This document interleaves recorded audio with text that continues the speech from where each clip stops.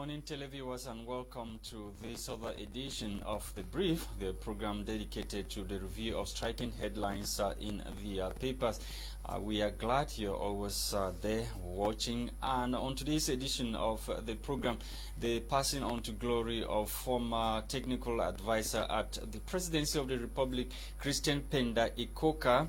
We are equally talking about what is happening in the northwest region of the country at the Anglophone crisis, where frontline Francophone activist Dieudonné Essomba says the military cannot win the war in the northwest and southwest regions of Cameroon. We shall equally talk about the reorganization of the basic organs of the ruling CPDM party, the case where militants of the said party over there in France were barred by the French or the Cameroon's ambassador to France for attending or holding the meeting at the Cameroon's embassy over there in France, citing some warnings that were threats which came from Brigade Anti-Sardina and other Cameroonians who are not comfortable with Bia's regime over there in Europe. Those are some of the major headlines that caught the attention of our newsroom and the brief this morning. And let's go find out what the French newspapers have for us this morning with Etape Quentin. Bonjour Etape. Bonjour Lasha et merci aux millions de téléspectateurs qui nous regardent en ce moment de suivre cette émission. Alors, on commence très rapidement avec le quotidien et Éco-Santé qui nous parle justement de la santé et titre à sa grande une: maternité, les hôpitaux sont étouffés par l'indigence des accouchés. Après une enquête menée dans différents centres sanitaires au Cameroun, le journal constate que 8 femmes sur 10 ayant accouché par césarienne ne parviennent pas à payer les factures. Cette situation paralyse les trésoreries des hôpitaux. Les directeurs de ces hôpitaux se trouvent souvent dans l'impasse entre le souci de la prise en charge rapide des parturientes indigentes, le recouvrement des fonds, le challenge de l'humanisation des soins et la non-retention des patients dans les maternités. Dans les colonnes des pages 6 et 9, ce journal vous présente en détail ces problèmes et vous suggère les pistes de solutions proposées par les nombreux experts en matière. Poursuivons avec le bi-hebdomadaire, le journal 7 Info qui nous renseigne sur l'insécurité, crise sanitaire dans le Numbuseh, une erreur d'appréciation politique majeure. C'est la fiche de la grande une. Pour plus loin dans cette parution en kiosque ce matin, nous sommes informés de ce que Sa Majesté Célestin Bedzigi, en image sur le journal d'ailleurs, président du PAL par ailleurs, élu local, après avoir vécu de ses propres yeux l'état de la situation qui prévaut dans les régions du nord-ouest et du sud-ouest, exprime son indignation au regard du chiffre croissant des morts enregistrés ces derniers temps sur le front de la guerre. L'adjoint au maire de Monatélé estime que le Cameroun est dans la configuration particulière d'une guerre aux victoires impossibles. En tout cas, vous découvrirez à la page 9 de ce journal l'intégralité de sa tribune via laquelle il donne des esquisses de propositions. Par ailleurs, au pied de sa une, cette parution s'intéresse également aux émigrations clandestines en Europe et titre « Autopsie d'un phénomène dangereux ». Dans les colonnes des pages 5 et 8, le journal explique que la vidéo devenue virale ces derniers temps sur la toile, montrant ainsi une Camerounaise mourante dans le désert du Sahel en tentant de rejoindre l'Hexagone avec ses compagnons, vient remettre au goût du jour le sempiternel problème que pose l'immigration clandestine en Afrique. Ceci étant, cette situation interpelle les consciences et exige des mesures adéquates. À lire le dossier de la rédaction et les réactions des acteurs dans ce journal présent en kiosque ce matin. En politique à présent avec l'hebdomadaire, le journal Le Point qui poste à sa grande une: MRC, Basse, Grassfield, alternance au sommet de l'État disqualifiée, une interrogation d'ailleurs. Dans son développement, le journal de Thierry Patrick Ondois révèle que pendant que l'on scrute le profil de celui qui viendra diriger le pays après le président Paul Biya, s'observe l'impossibilité d'installer un ressortissant Grassfield à Etoudi. Pourquoi en sommes-nous arrivés là? En tout cas, je vous suggère d'aller parcourir les détails dans ce journal présent en kiosque ce matin. Et puis terminons très rapidement avec le quotidien Eco-News qui nous parle ce matin de la Sonamim, le DG face aux équations difficiles. En tout cas, c'est le titre que le journal propose à sa grande une. Plus loin, le journal explique que 100 jours après sa nomination comme directeur général de la Sonamim, Serge Hervé Boyongono s'est rendu dans les zones minières pour rassurer le personnel de l'Est-Campan et prendre le pôle de sa tâche. Parmi les équations à résoudre se trouve la validation de l'organisation ou bien de l'organigramme par le conseil d'administration, des clarifications sur la situation du personnel de Kimberley et l'attente du décret d'application de la loi sur le code minier. Dans les pages 5, 6 et 7 de ce journal, je vous invite à lire dans l'intégralité l'interview du DG de la Sonamim accordée à l'hebdomadaire Cameroun Business Today. Mesdames et messieurs, fin et stop pour la lecture des unes en langue française. Place actuellement à la découverte de cette tabloïd en anglais avec toi, Lasha. Thank you, Etape Quentin. Let's kickstart this morning with the Median newspaper. The Median newspaper, of course, is interested in the utterances or the recent outing of frontline Francophone activist Dieudonné Essomba. The paper writes that saying truth to power, military victory against Amber Boys is impossible. Dieudonné Essomba has said recently that the option being used by the government of Cameroon to combat the secessionist movement over there in the northwest and southwest regions of Cameroon is a wrong or a bad option. According to him, the military cannot win the war ongoing in the northwest and southwest regions of Cameroon. Still in the Median newspaper, allegations of rape, looting and killing, Cameroon army rubbish, outrageous human rights report. The report, which has been qualified by the army of Cameroon as outrageous. The recent report indicted the military of desecrating palaces in the northwest region of the country, as well as raping women and children over there in the northwest region of Cameroon. It claimed that the army spokesperson, Navy Colonel Research Tomfak, has qualified as outrageous and said it is or the claims are unfounded. They're just a maneuver by the said international non-governmental organization or rights group to tarnish the image of the Cameroon military as well as that of the Republic of Cameroon. Let's stay with the Media newspaper to talk about this other headline: imminent cabinet reshuffle. Biya bars ministers from traveling abroad. Some ministers, or the ministers of the Republic of Cameroon, have been barred by President Paul Biya from traveling abroad. President Biya is expected back in the country in a few days with a fire jacket held close to his chest and containing important decisions he has signed and which would be announced sooner than later. Usually on unimpeachable sources has hinted the said newspaper, talking about the file that has to do with cabinet reshuffle and other important decisions that President Paul Biya has taken while on a short holiday over there in Europe. We end in the Guardian or the Media newspaper with this other headline talking about the reorganization of the basic organs of the ruling CPDM party. we are told that CPDM denied entry into embassy in Paris.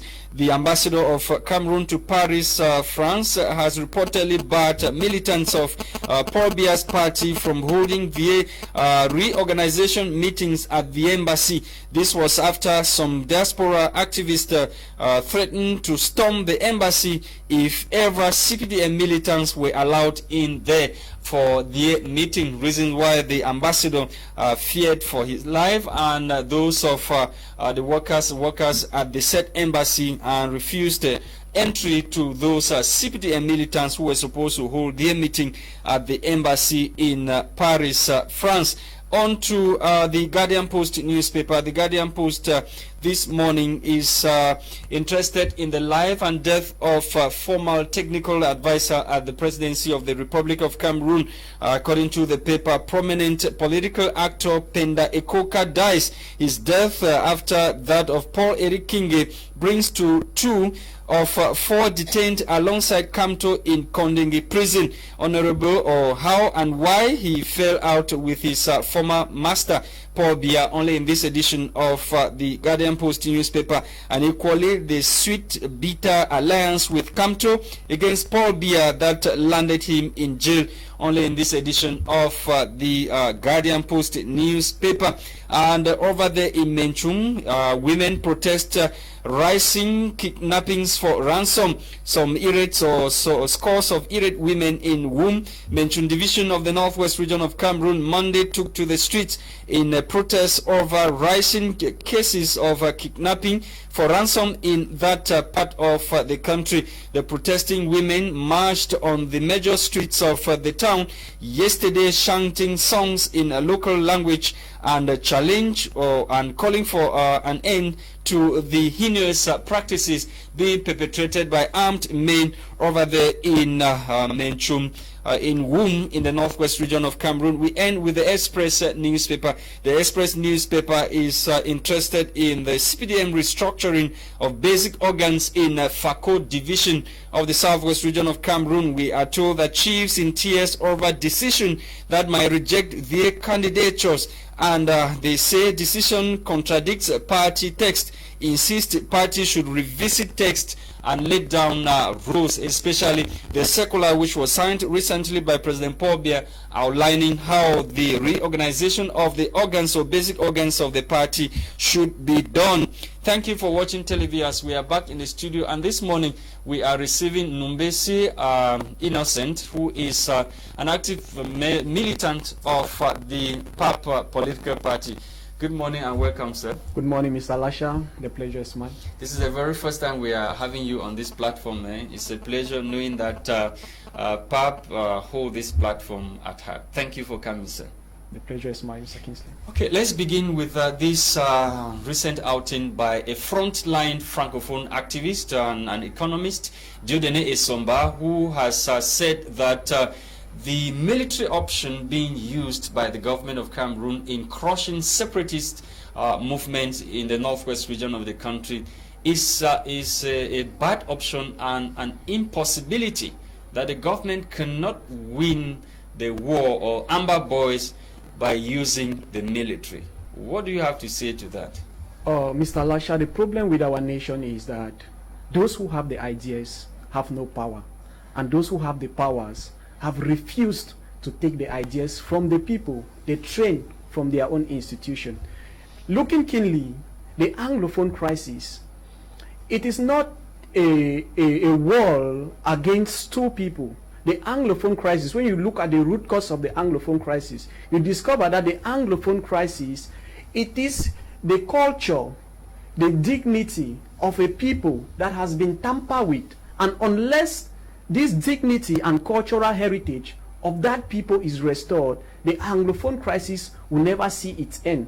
So, killing all the amber boys, will it bring an end to the Anglophone crisis? Definitely no, because it is a political affair. It is a cultural affair. It is the culture, the dignity of a people that has been tampered with. And unless this dignity is restored, there will be no solution to the Anglophone crisis. But these people, most of whom we see brandished their flag and some of the things that they hold very dear on the social media. They are not talking about what you are saying. They are saying that they want an independent country called Ambazonia. That's what they want. They don't want dialogue. They don't want to talk to anybody. What they want is their country. We've not seen them say, no, we want government to revisit this issue. You are talking about the cultural heritage, the language, and the political affairs you are referring to. They say they want to chase colonial masters out of their land. That's how they put it. Mr. Lasha, looking keenly from the origin of this problem, it originated in 2016 when lawyers and teachers went on the street clamoring for their right. Now, it is the inability of the regime in place that gave birth to the secessionist agenda. And I will say this here today, the eloquence of the silence of the Cameroon parliament over the Anglophone crisis, there is a sense in which they have endorsed the secessionist agenda. No, not even when we see the social opposition, Social Democratic Front, and even the PCRN and other political, parties represented in parliament clamoring for the crisis to be tabled the agenda or on the agenda of parliament, which has never been done. So how do you accuse parliamentarians who are helpless? We saw how the effort, we cannot undermine the effort of the Social Democratic Front political party who tried to table the Anglophone crisis to be discussed in the parliament. But we all know the nature of our country. Cameroon is a one-man's agenda.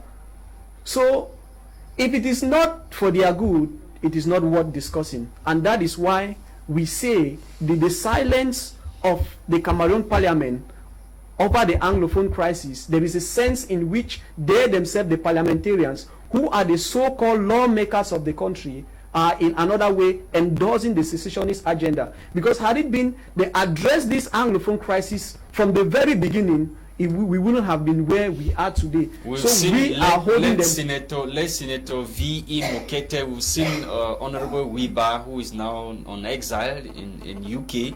We've seen other MPs who fought hard in Parliament, even when they were about to be taking the mic. They insisted and they made their message, they passed their message across, but nothing has ever been done. How do you accuse people who have been fighting so hard to ensure that this thing is stable at the level of Parliament, but has never been done? Why blame the Parliament?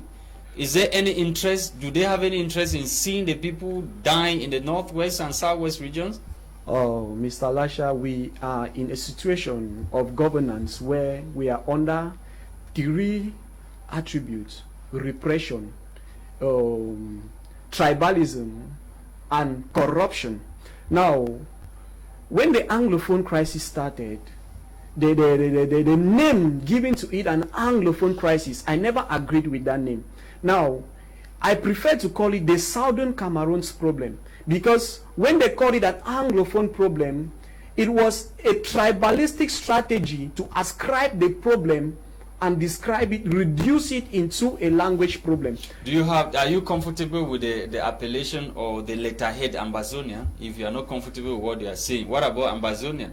Are you saying that you are endorsing Ambazonia as a letterhead for the plight of the people who are suffering in the northwest and southwest regions? I would prefer to call it the Southern Cameroons because that is the legitimate name. It is the baptismal name of the northwest and the southwest region. Call it the northwest and the southwest region if you wish, but I would prefer to call it the Southern Cameroons because it is something, a legitimate name. Yes. Okay, and let's continue with this other one. And now, what is the way forward? What is the way forward? If they are saying all these things, blaming the parliament, do we really have to play the blame game now? The issue is not playing the blame game. As I said earlier, the problem with this nation is that those who have the ideas have no power, and those who have the powers have refused implementing the ideas because they are not there for the interests of the people. Do you really think that these people who are in Yaoundé, I had the opportunity to attend the funeral of late Simon Achidi Achu, and I saw the way these people were leaving the northwest or leaving Santa after the burial. Do you really think somebody who wants to be running away from his hometown, and he has a solution to remedy the situation and want the situation to continue so that they keep running away from their hometown. There are people who came to Santa and they had their family compound just beside the late Simon Achidi Achu, but they could not go there because they were afraid of their lives. Immediately after the burial, you saw people living as if somebody was chasing them. Do you really think these people, they have the solution and they have refused and they want to stay in that kind of situation? One thing we all have seen in this nation is that politics have been reduced into a stomach-based business. Now, the politics of Cameroon has become a game of interest where politicians no longer care about the people who elected them, but they are there for self-aggrandizement. How will you explain that people are now afraid of those who elect them? How can you be afraid of those who elect you? So if you are scared of those who elect you, then there is a skeleton in the cupboard. They took them away and they were demanding for ransom. You cannot deny that fact. We cannot deny that fact, but there is a problem. If the same people who elected you are now taking you away for ransom, there is a problem, and you cannot escape from the problem. You know the problem, and you are shying away from the problem. Etape. D'accord.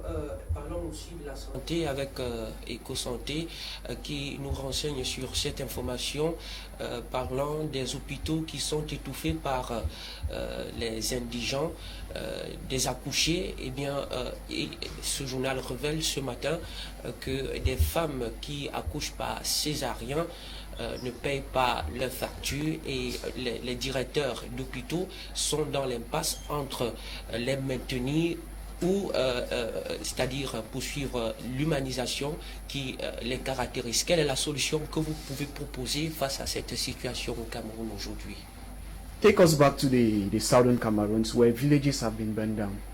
Now, when villages are burned down, maybe a house is burned down where the family had to lose everything. Now, when such people are being admitted in the hospital, how do you expect those people who are miserable to pay their bills? How do you expect refugees who have no one to rely on rather than... C'est un cas général, hein? C'est pas seulement du côté du nord-ouest ou bien du côté du sud-ouest, c'est partout au Cameroun. Yeah, the case is general. C'est une observation everybody, all the concerne tout le monde. monde. Those are symptoms of a collapsing government. If a government that has been in place for over 40 years cannot provide good health condition for its citizens, how will you explain to the people that this government is competent?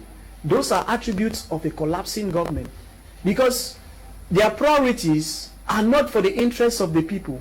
How will you explain to Cameroonians that they don't have good hospitals when an estimated budget of £1 billion is used on a daily basis to sustain a senseless war in the southern Cameroons? How will you explain to the people that this government really cares about them?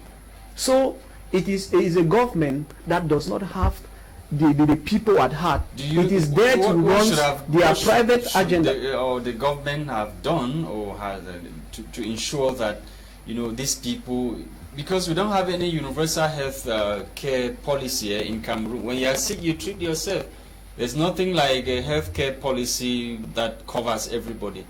When you're sick, you look for your money and treat yourself. Is that where the problem lies? Some weeks back, we had doctors, medical doctors, who graduated some years back, protesting that they have not been integrated into the public services. But when you look at our government today, our government, every year, you will hear about recruitment de 500 armées, 5,000 armées, recruitment de 5,000 commando. It is a government that believes in dictatorship, autocracy. That is why it is only the military sector in Cameroon that is booming, of which that is not the case in a 21st century like this.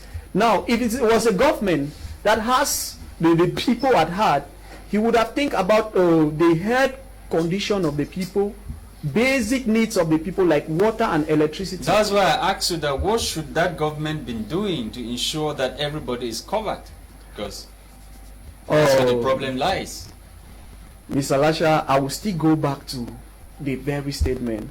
The people who have the ideas have no power, and the people in place of power have refused to implement ideas. Because had it been these people had listening ears, this crisis wouldn't have escalated. Regime change. You want the regime to go? No, the ultimate solution is we need a transition in this nation.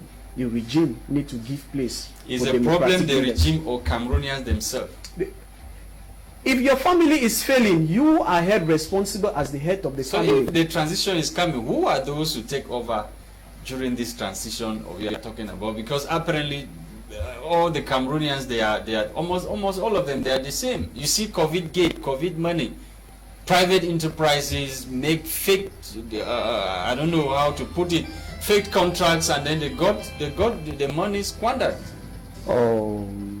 From the basics, you look at everything from the basics. Now, when you look at the criteria in which appointment is being done in Cameroon, I will probably tell you that it is not done out of competence. Because you will not expect in a nation where they take a civil engineer to go and lead the Ministry of Health, to go and lead a ministry where he himself, he does not have the mastery of what he is doing. What result do you expect from such organization? Thank you, Mr. Numbuseh Innocent, for coming. Thank you to televiewers for watching. It's on that note that we end today's edition of the program, and we hopefully will be with you tomorrow for yet another edition of What the Papers Must Have Said. The program was produced by Christain Tebong. For presentation, we've been Etape, Quentin, and myself, Lasha.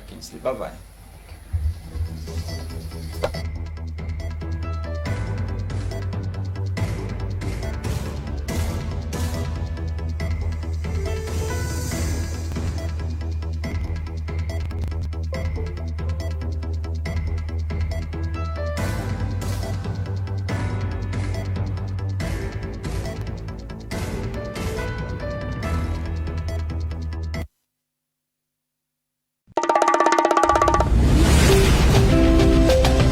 My Media Prime TV, the African Eye.